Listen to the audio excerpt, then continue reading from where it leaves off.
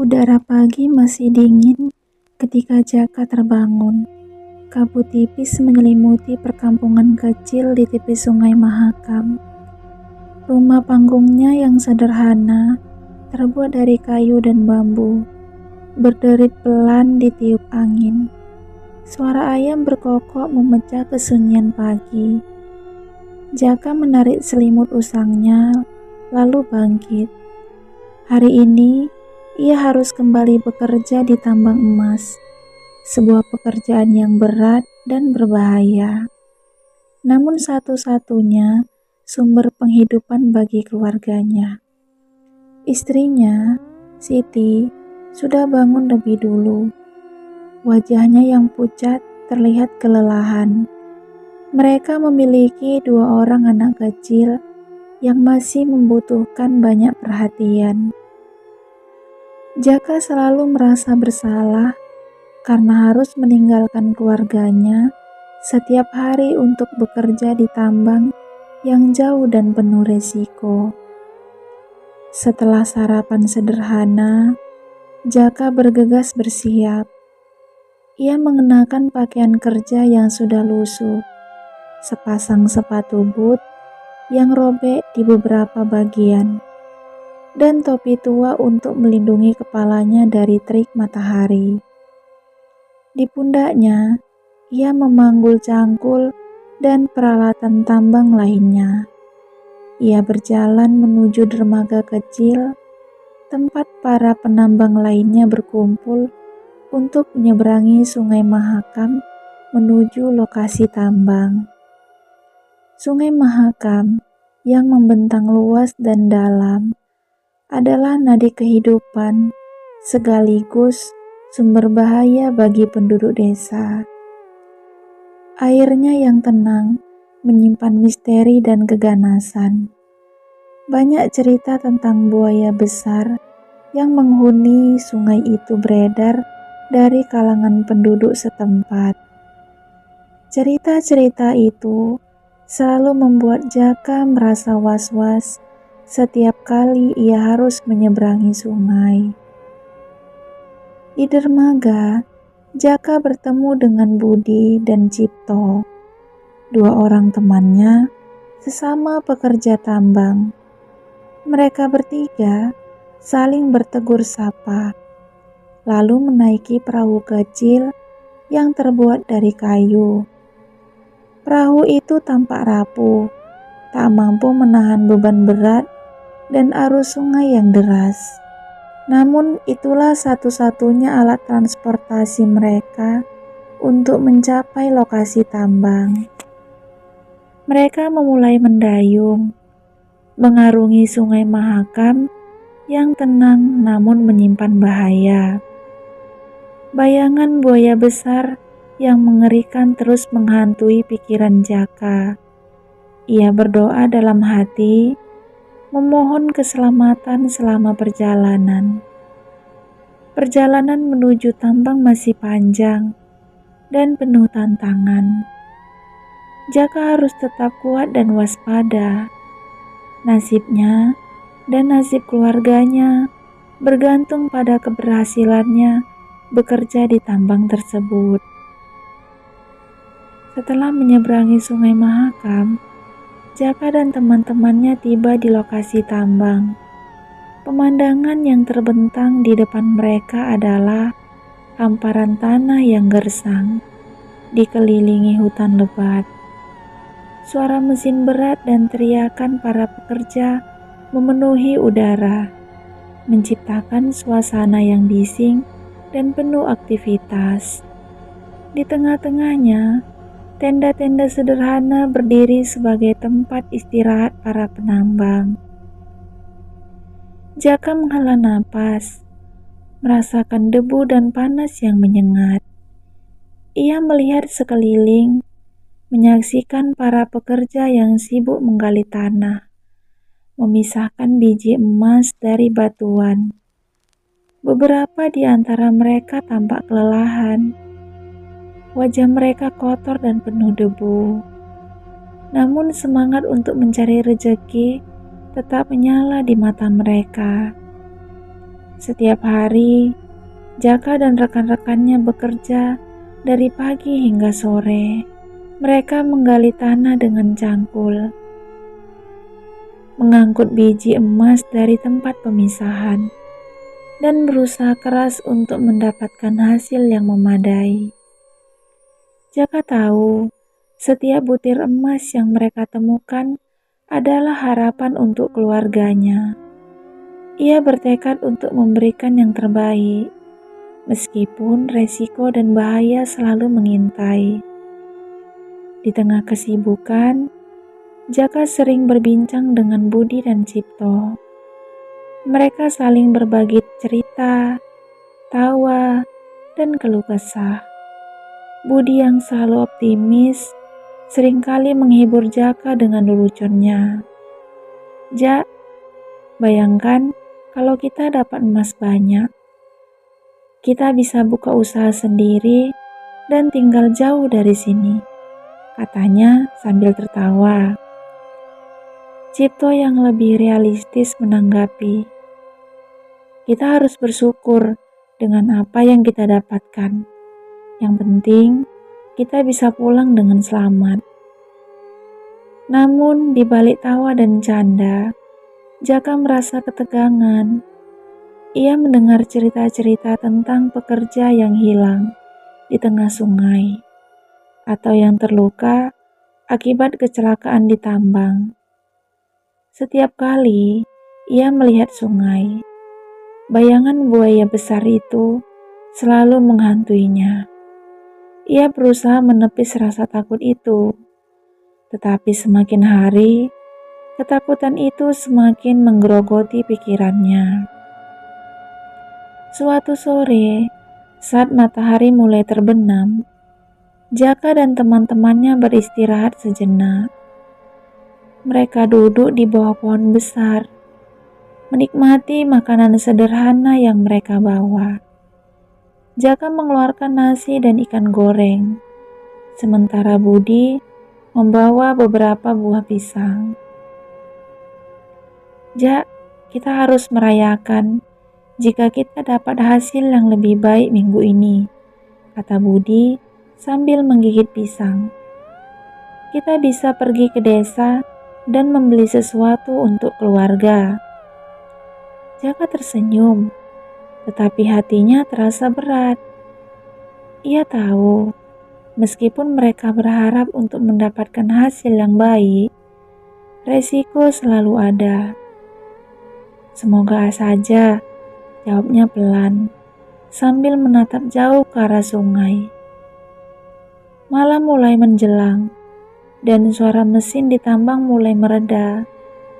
Jaka merasakan kelelahan yang mendalam, tetapi pikirannya tak bisa tenang. Ia teringat pada Siti dan anak-anaknya. Wajah mereka selalu muncul dalam benaknya. Ia berjanji pada diri sendiri untuk pulang dengan selamat.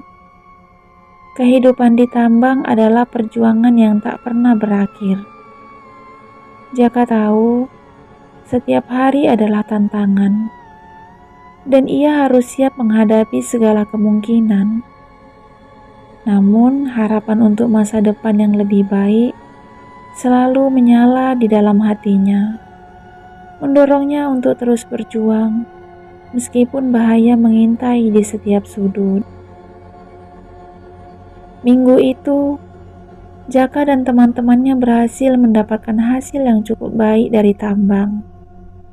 Mereka merasa lega dan gembira, berharap bisa membawa kabar baik bagi keluarga mereka.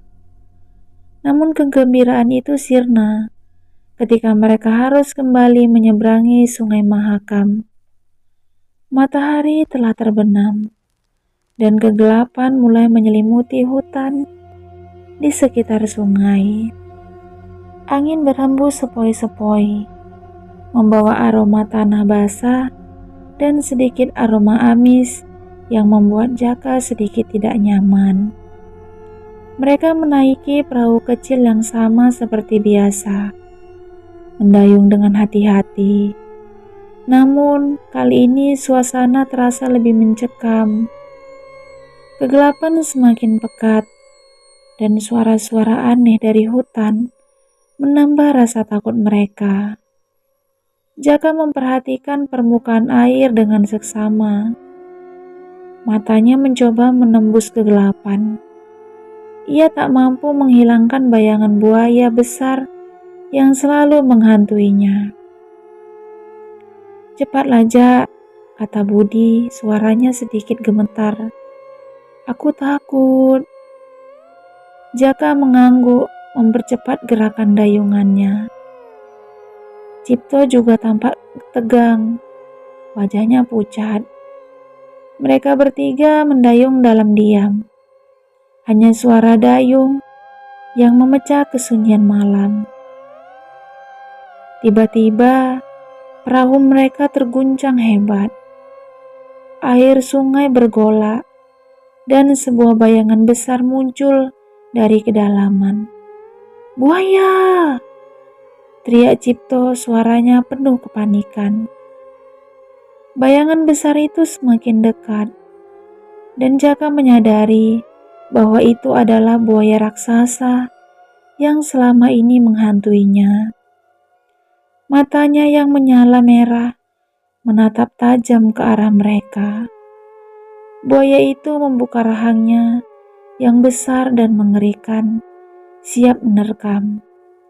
Jaka, Budi, dan Cipto berteriak ketakutan.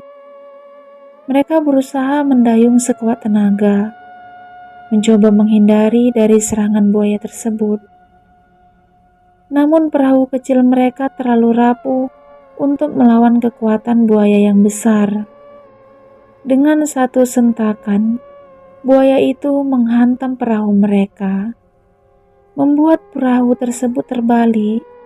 Ketiga penambang itu terlempar ke dalam air yang dingin dan keruh. Jaka berusaha berenang sekuat tenaga, tetapi arus sungai yang deras menyeretnya ke dalam pusaran air. Ia melihat Budi dan Cipto berjuang untuk tetap bertahan, tetapi mereka tampak kewalahan.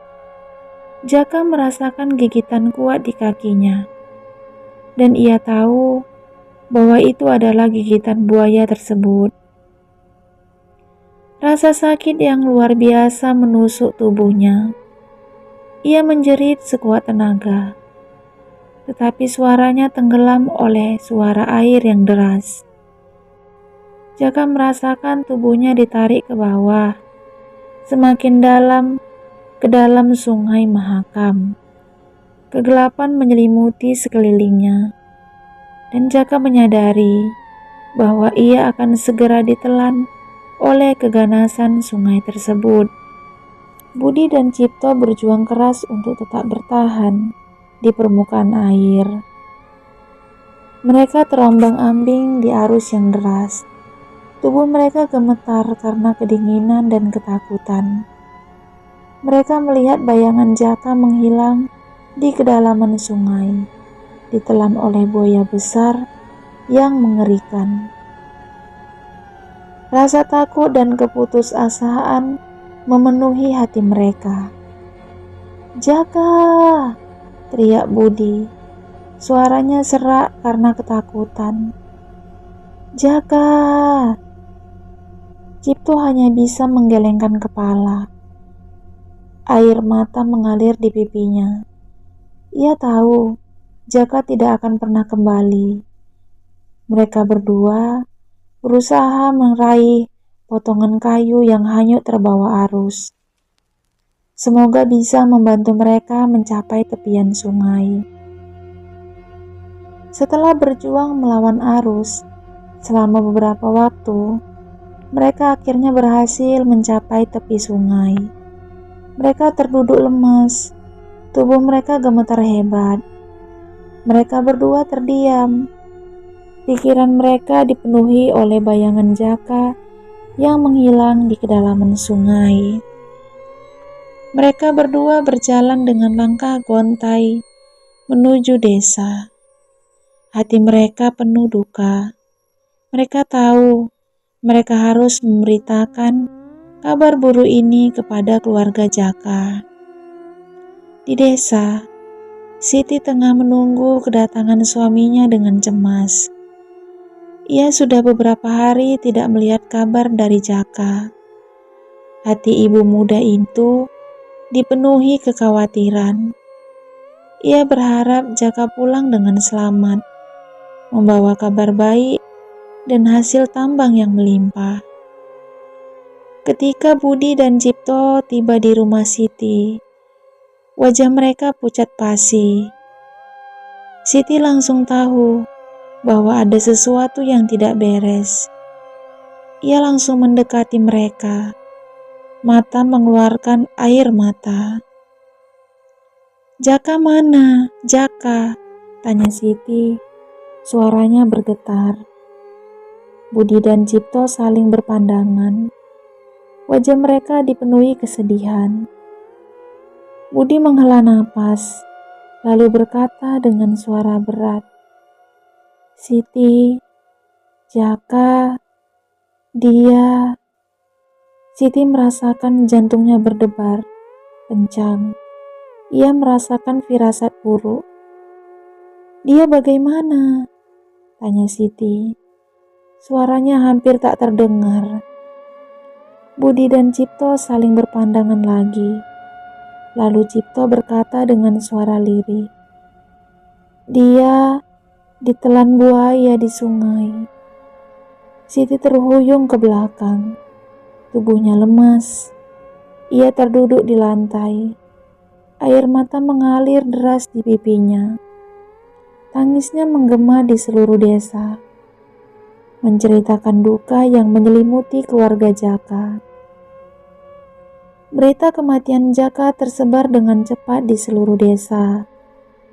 Para tetangga berdatangan, menawarkan bela sungkawa dan bantuan kepada keluarga Jaka. Suasana duka menyelimuti desa kecil itu.